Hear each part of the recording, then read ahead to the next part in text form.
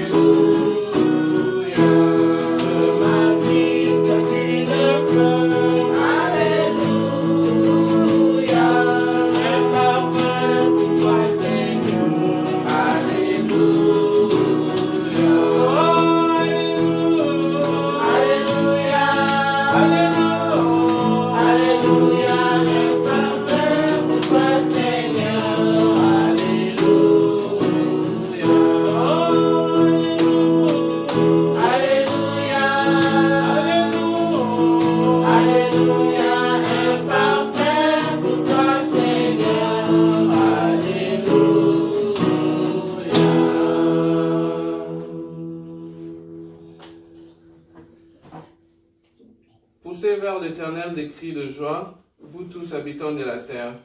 Servez l'Éternel avec joie, venez avec allégresse en sa présence. Sachez que l'Éternel est Dieu, c'est lui qui nous a fait et nous lui appartenons. Nous sommes son peuple et les troupeaux de son pâturage. Entrez dans ses portes avec de louanges, dans ses parvis avec des cantiques. Célébrez-les, bénissez son nom, car l'Éternel est bon. Sa bonté dure à toujours, et sa fidélité de génération en génération. Amen. Amen. Tokomi na étape malamu avant komana losambo na biso tokos. Bonde la pour inviter présence na nzambe katikati na biso parce que sans Dieu nous ne pouvons rien. Yango tokobonde kosenga ete aza na biso. Tokobonde na mitema pe na kotonga mongongo na tina na biso nyonso ko be la présence na nzambe katikati na biso. Éternel Dieu Tout-Puissant, toye panayo na tongo na lelo, toye ko sangana po ete tokumisa kombo na yo, toye te pona kobeta masolo, toye te pona ko sala badiver, mais kasi toye po ete tokutana na yo nzambe. Yango tosengi ete présence na yo ezala total na kati na ingomba oyo, présence na yo ezala total na losambo na biso ya lelo, ute ebandeli kino suka, zala na biso na ba étape nyonso, zala na mayembi, zala na mateya tokoyoka, zala na biso tosen présence na yo katikati na biso na kombo na Yesu Kristo tobondeli bongo amen. Amen. Nanga oyo toko leka mbala moko koyoka nini loba na Nzambe ezali koloba na ntina na démarche na biso na mokili oyo. Tokozwa yango na Jérémie 3 verset 12 ti tokokita place na kotelema. Bible ezali koloba na Jérémie 3 12. Va, crie ces paroles vers le septentrion et dis: reviens, infidèle Israël, dit l'Éternel. Je ne jetterai pas sur vous un regard sévère, car je suis miséricordieux, dit l'Éternel. Je ne garde pas ma colère à toujours. Reconnais seulement ton iniquité. Reconnais que tu as été infidèle à l'Éternel, ton Dieu, que tu as dirigé ça et là tes pas vers les dieux étrangers, sous tout arbre vert, et que tu n'as pas écouté ma voix, dit l'Éternel. Amen. Amen. Dieu est miséricordieux. Il ne garde pas sa colère à toujours. Alors, c'est surtout juste confesser nos péchés afin qu'il y ait à l'imbisabi. Sur les étapes en tant qu'enfant de Dieu, le Seigneur était tout répondre, tout confesser ma source nabiso, liboso na ye, pour tous en communion na ye. Parce que Dieu est saint. Surtout en cas de ma somme, tu reposes en communion na été. Yango étape pour les étapes malamu o tu pesa melingolo. Ya moko na biso ko pusa liboso na Nzambe ko senga bolimbi sito ko yema lo yembo mukie o kupe kama biso juste un seul verset et na sima na yango to ko bondela na mitema pe na kotomba mongo na tina na biso nyonso ko na ko senga bolimbi si. Miséricorde insondable, Dieu peut-il tout pardonner? Absoudre un si grand coupable et mes péchés oubliés. Jésus, je viens.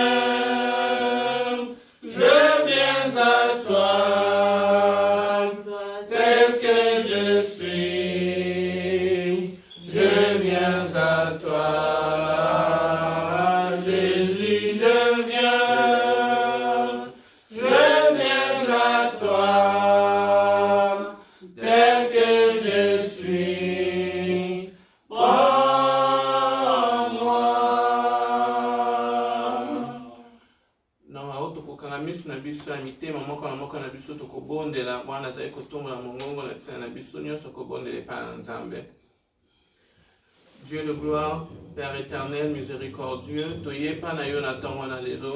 éternel Dieu Tout-Puissant, nous reconnaissons que nous sommes des pécheurs, nous reconnaissons avoir offensé tes commandements, nous reconnaissons n'avoir pas marché selon ta voie. C'est pour cela ce matin, comme ta parole dit, tu es miséricordieux et ta colère tu ne la gardes pas pour toujours.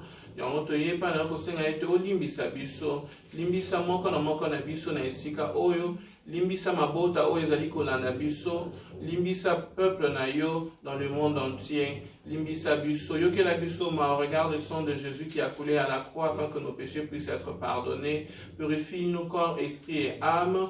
Rends-nous propres et présentables devant tes yeux, éternel Dieu Tout-Puissant, ne nous rejette pas, nous implorons ta grâce, nous implorons ton pardon à travers le nom du Seigneur Jésus-Christ. Nous avons ainsi prié au nom de Jésus-Christ. Amen. Amen. Amen. Amen. Tokoyo kalubana kolimisa manasu mais pas révérend pasteur Jean-Pierre Chileo.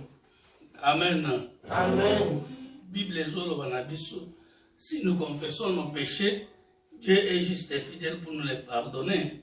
Parce que nous avons confessé, je déclare que Dieu nous a pardonné et nous sommes lavés par le sang de Jésus-Christ. Amen. Amen. Amen. Toko le kambalamoko.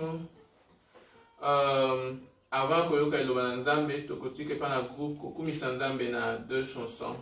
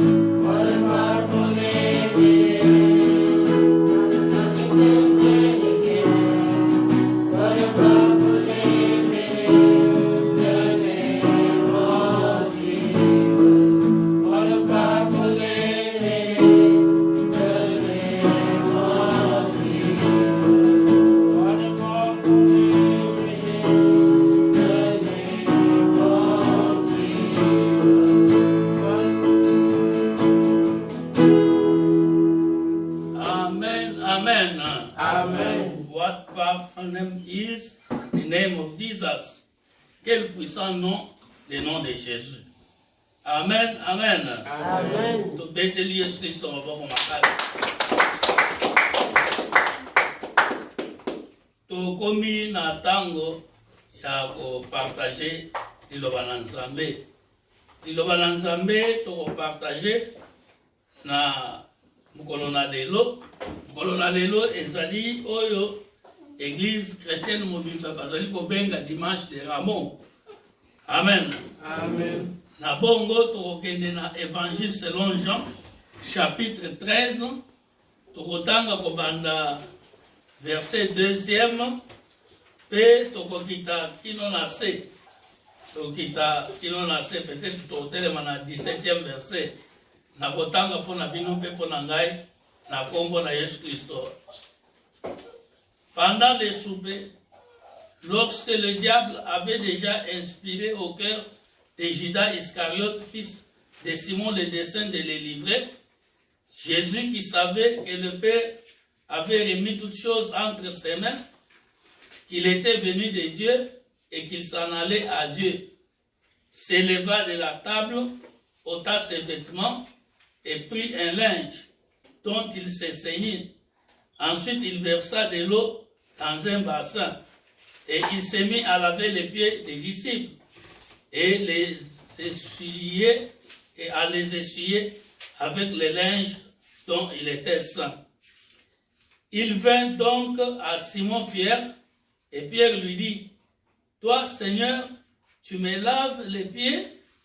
Jésus lui répondit, « Ce que j'ai fait, tu ne le comprends pas maintenant, mais tu le comprendras bientôt. » Pierre lui dit, « Non, jamais tu me laveras les pieds. » Jésus lui répondit, « Si je ne te lave, tu n'auras point de part avec moi. » Simon-Pierre lui dit, « Seigneur, non, seulement les pieds, mais encore les mains et la tête. » Jésus lui dit, « Celui qui est lavé n'a besoin que de se laver les pieds pour être entièrement pur. Et vous êtes purs, mais non pas tous, car il connaissait celui qui les livrait. C'est pourquoi il dit, vous n'êtes pas tous purs. » Après qu'il leur eut lavé les pieds et qu'il eut pris ses vêtements, il se remit à table et leur dit, « Comprenez-vous ce que je vous ai fait? Vous m'appelez maître et Seigneur, et vous dites bien, car je le suis. Si donc je vous ai lavé les pieds, moi, le Seigneur et le maître, vous devez aussi vous laver les pieds les uns les autres. Car je vous ai donné un exemple, afin que vous fassiez comme j'ai fait. En vérité, je vous l'ai dit, le serviteur n'est pas plus grand que son maître, ni l'apôtre plus grand que celui qui l'a envoyé.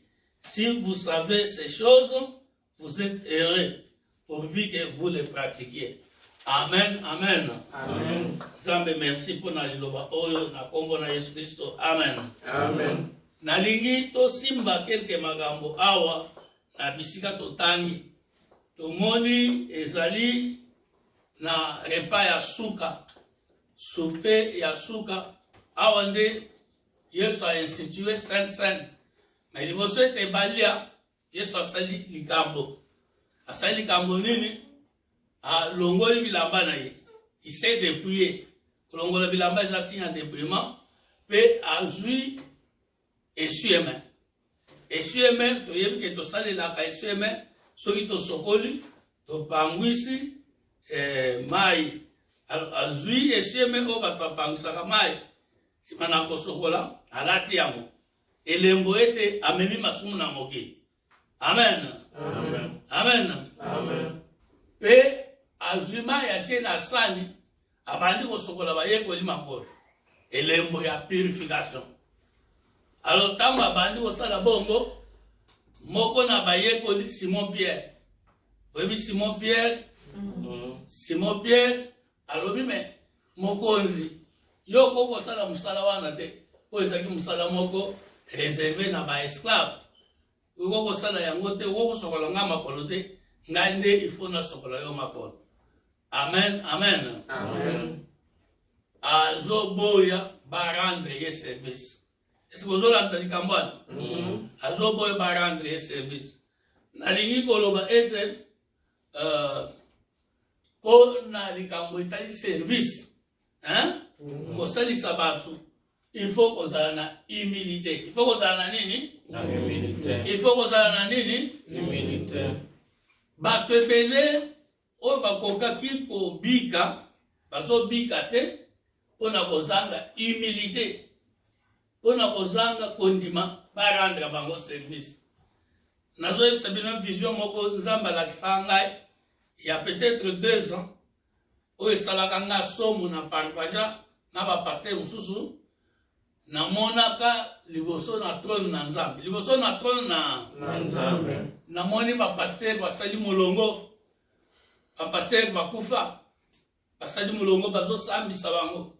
Ba me yo na pesa ki yo musala oteya bato bato bongola mitema okomi awa ndenge nini oyo paster azoloba o ezaki crise cardiaque mosusu azoloba eza asthme bato bazoloba maladi na ndenge makambo ebele nazomona nzambe azoloba na bango ete tala kuna na se omoni mutu te napesi ye don ya kobondela mpona bato bato baza na maladi babika mpona nini okendaki te babondela mpona yo ese bozoyoka mutuna wana esalanga somo elingi koloba ete nzambe apesi bato nyonso don moko te atie don différent na kati na bato alors il faut tozala humble il faut tozala bato ya komikitisa mpona koyeba ke na kati ya mutu songolo nzambe atie likabo songolo so naza na difficulté nakende asungana na ngai me mingi bandimi toza bongo te souvent bapaster na baapôtre na baprophète toza lofundu toza na humilité te kondima barendre biso service eza bien te amen est-ce que bozolanda nzambe alingi tozala humble toluka service ya baninga e likambo mosusu etali service elingi koloba ete mpona korendre mutu service il faut kozala mpe humble amen omona mutuka mutu ekufi na nzela mpo oede ye il faut ozala na motema akomikitisa me soki otali baveste na yo otali bagrade na yo ngai nako kotelema te nakende kosalire bilamba na ngai me soki otali na mboka oyo ndasi nazwa baproblème na mutuka na nzela 2 ou 3 fois me natie pembeni namoni bamindele batelemi baye koede ngai amen no il faut tozala humble mpona koede baninga na biso mosusu est-ce que tozoyokana il faut tozala humble mpona kondima aide il faut tozala humble mpe mpona koede baninga na biso mosusu likambo mosusu eza awa bazoloba ete Pierre aboyaki mbala liboso mpo akomprenaki te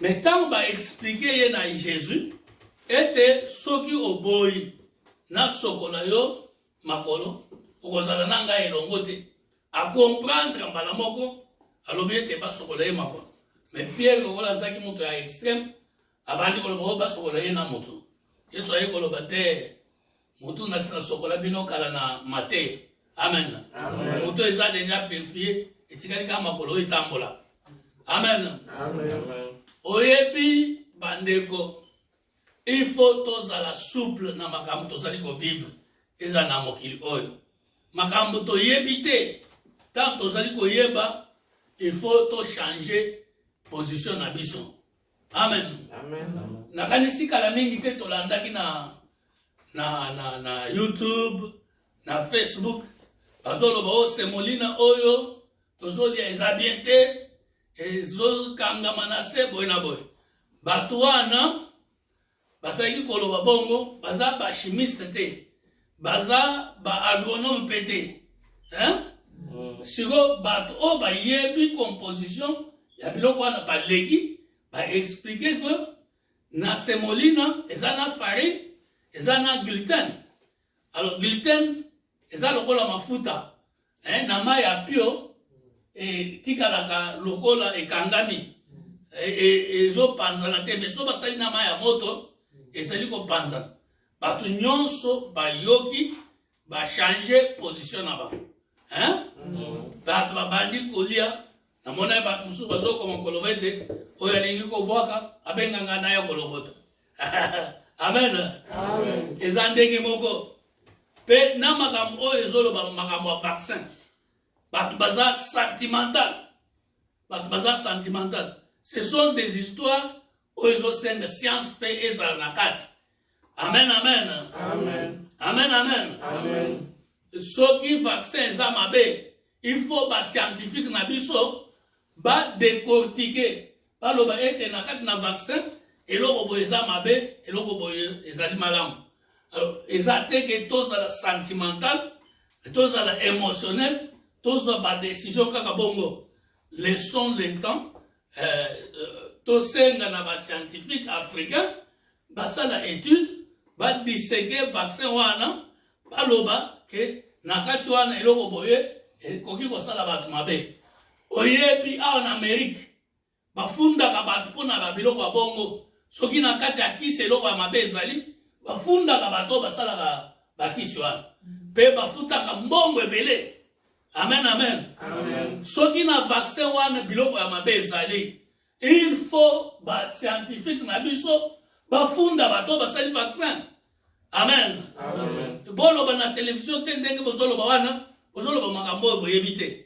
Demandez aux scientifiques de faire des analyses et sur base des analyses, va porter plainte et ça là en Amérique, et ça là en Europe, va dédommager batunion sur basa qui ciblé wana. Ça fait qu'il y a des gens qui gagnent des millions, des milliards de dollars. Alléluia. Amen. Alléluia. Amen. Alors, tant que Pierre a compris, a changé de position. Alors, tant que Bissopé, tu comprends que ça m'a foufou, et ça m'a vaccin, il faut tous à la maille, tout changer de position. Il y a au Congo, au scientifique, parce que le balika mususu, muto tangi science à télémaison contredire. Ça n'a pas de sens. Il faut que vous soyez dans un laboratoire, parce que là, étude, préciser. Alors, tant que Jésus a expliqué, Pierre a changé la position. Même dans notre vie de tous les jours, quand nous sommes confrontés à la réalité, tous la nation a changé position. Amen, amen. Amen. Amen, amen. Amen. Alors, message, ça m'a péché sur les lots, il faut tous la humble, et il faut toyoka. Il faut tous la nini, tous la émotionnalité, tous la sentimentalité. Tout dit que la bat na bat basala musana bango. Amen, amen. Amen. Amen, amen. Amen. Tant bat baso sala musana bango, soyo stoko sala malam. Alors Yesu a fait cet exemple. Alors bien tenga mkonzi na sokoli bino makolo, bino pe obanda kukamba bat bongo. Il faut pas que ozali mokonzi obandi ko maltraiter bat. Tika nzamba pambola bino, apambola maloba na ye, na kombo na Yesu Kristo. Amen. Amen. Amen. Amen. Amen. Amen. Amen. Toko bonde la nzambe pona kosenga ete asunga biso na periode oyo. Amen. Amen. Ngai na lingi nkolo na kosalela na bomoi na nga nyonso na kolanda seyo kola lingi biso tokende nesengo na kombo na Kristo tokende soki mopepe mabe na kotala seyo na kosimba kaka kombo na yo Yesu yo elikananga na kozelonga na kombo na Kristo tokende nzela na likolo nzela na bokonzi totambola na piko liboso kembobe Gola lingi biso tokende nesengo na kombo na Kristo tokende soki mopepe mabe na kotala seyo na kosimba kaka kombo na yo Yesu yo elikananga na kozelonga na kombo na Kristo tokende soki mopepe mabe na kotala seyo na kosimba kaka kombo na yo Yesu yo elikananga na kozelonga na kombo na Kristo Kristo tokende. Nalingi tobonde la simana maloba na ngai. Yawe nzambe tata. Na ntango oyo. Je viens me soumettre à toi. Ta parole me dit. Soumettez-vous à Dieu. Résistez au diable. Il fuira loin de vous. C'est pourquoi je soumets en ce moment. Mon esprit. Mon âme et mon corps. Et toutes les choses que tu m'as données. Je les soumets à Jésus-Christ. Au Saint-Esprit. À ta parole. Je les soumets à toi. Viens régner dans ma vie. Seigneur, je te supplie. De me pardonner l'orgueil. Là où j'avais besoin de l'aide. J'ai refusé à cause de l'orgueil. Pardonne-moi. Désormais, je chercherai l'aide. Partout où tu la placeras. Seigneur, je viens vers toi. Donne-moi l'humilité. Pour aider les autres. Je te supplie également. Protège tout ton peuple. Dans le monde entier. Selon qu'il est écrit. Quiconque invoquera le nom de Jésus-Christ sera sauvé. Ouvre ton peuple de ton salut. Laisse, ô Éternel, que tu abrèges, que tu diminues, les jours de cette pandémie. Telle est ma prière. Au nom de Jésus-Christ. Amen. Amen. Amen. Amen.